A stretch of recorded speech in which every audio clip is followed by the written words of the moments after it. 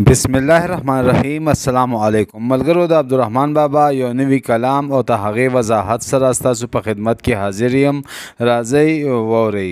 عبدالرحمن بابا فرمایي وی دوباره دی راتله نشته په دنیا، نندوار دی که د روح کې که رښتیا، او هر چار چې تر وخت تېر شي انکا شي، انکا نه دی په دامخطې د هیڅ چا.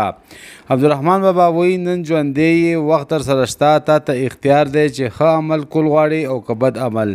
که کله مړ شوې نو تا سره بیا اختیار نشته، دوباره بیا دنیا ته د عمل دپاره نشي راتلی. هر کار باندې چې وخت واوړېدو ته هغې مثال د انکا شي. انکا یو فرضي مرغه دی چې د دې ذکر په کتابونو داستانونو کیسو کې شته، ولې خدا هیڅ چا نه لیدلی دی او نه چا ښکار کړی دی. په کوم کار باندې وخت تیر شي هغه انکا شي، هغه دوباره بیا نه راځي. بل مثال کې بیا فرمایي وی تر وخت تېرې اوبه بیرته نه جاروزي، نه جاروزي تیر ساعت په بیرته بیا.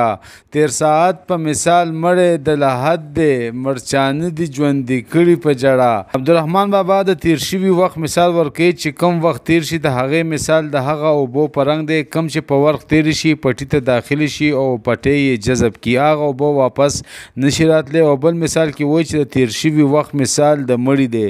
مړي ته که ته هر څانه جړاګانې وکړي هغه دوباره نشي ژوندی کېدی. نو دغه شان چې کم وخت تیر شو هغه که ته هر څوک واپس نشي راتلی. او بیا فرمایي وی که مقصود لري تلوار کړه وخت کوتا دی، غرمشه د دې عمر په بقا. په امید یې خلق نا امید کړه، د ایام له مکره مشه بې پروا. عبدالرحمن بابا وی که په زړه کې دی د څه کار کولو اراده وي نو پاسه زر تر زره دغه کار سرته ورسوه، وخت ډېر کم دی. په دې تمه موسه چې زه به ټول عمر ژوندی یم، چې دا کار به زه سبا لوکم بل سبا لوکم. په دې تمه دنیا نه ډېر خلک لاړه او کار یې سرته ونه رسولو. شپې ورځې د چا هم پروا نه کوي، چاته یې ساریږي نه. او بیا ورپسې فرمایي وی چې د مرګ په تماچه دي شي خوله ماته، ته په ماته خوله به څه کوې سنه. ویر جړلې ارتینې چې وینا وایي تا ته وایي که پوهېږې په وینا.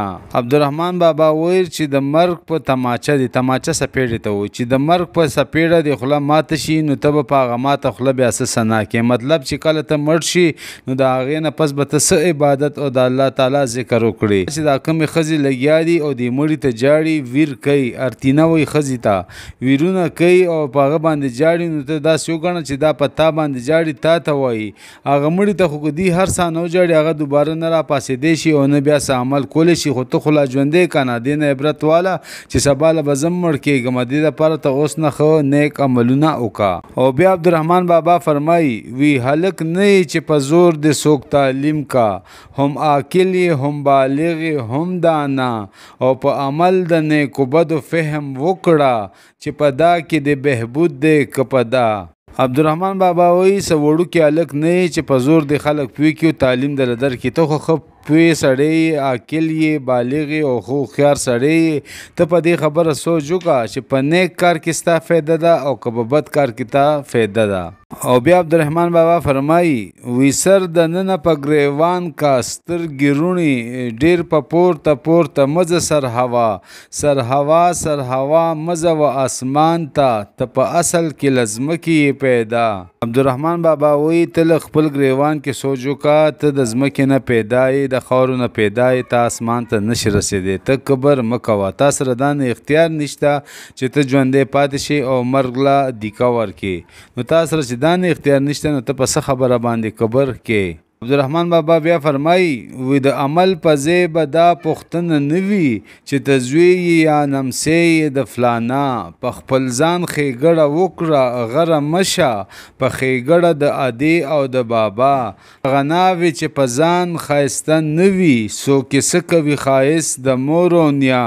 عبدالرحمن بابا وایي که ستا پلار او نیکه ډېر زیات ښه خلک وو، خو ولې تا نه به د هغې تپوس نه کېږي، ستا د هغې ښه والی نشي بچ کولی، تا نه به به ستا د عمل تپوس کیږي دې دپاره ته په خپله نیک کارونه وکړه. او بیا مې سوال په تور باندې وی کومه ناوې چې په خپله ښایسته نه وي که د هغې مور او نیا ډېر هم ښایسته وي نو په هغې باندې څوک څه کوي دغه ناوې د ښایست خلک تپوس کوي د مور او نیا د ښایست تپوس یې نه کوي.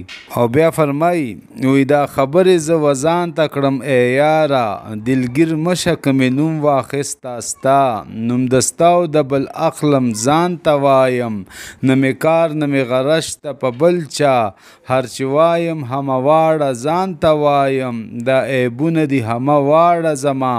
عبدالرحمن بابا وی که ما دا خبرې وکړې او ستا نامه مې واغېسته ته خفه نه شې وی دا ټول هر څه زه ځان ته ویمه په بل چا مې غرض نشته دا ټول عیبونه په ما کې دي. مطلب دا دی چې اوله ته خپل ځان ټیک کا په نور چا باندې غرض مه ساته خپل ځان ته ټیک کا تا نه به صرف ستا تپوس کیږي. او بیا آخره کې فرمایي وی چې د مرګ سختۍ خواری د ستا په خوا دي ای رحمانه ولې نه مرې لا پخوا. او آخره کې دا فرمایي چې د قیامت نه پس دا نه سختۍ تپوسونه سوال جوابونه پراته دي نو ته اوس نه ولې نه مرې مطلب ته اوس نه ولې خواري نه کې نیک عملونه نه کې چې تا ته وروستو دا کمې سختۍ را روانې دي چې دا تا ته اسانې شي.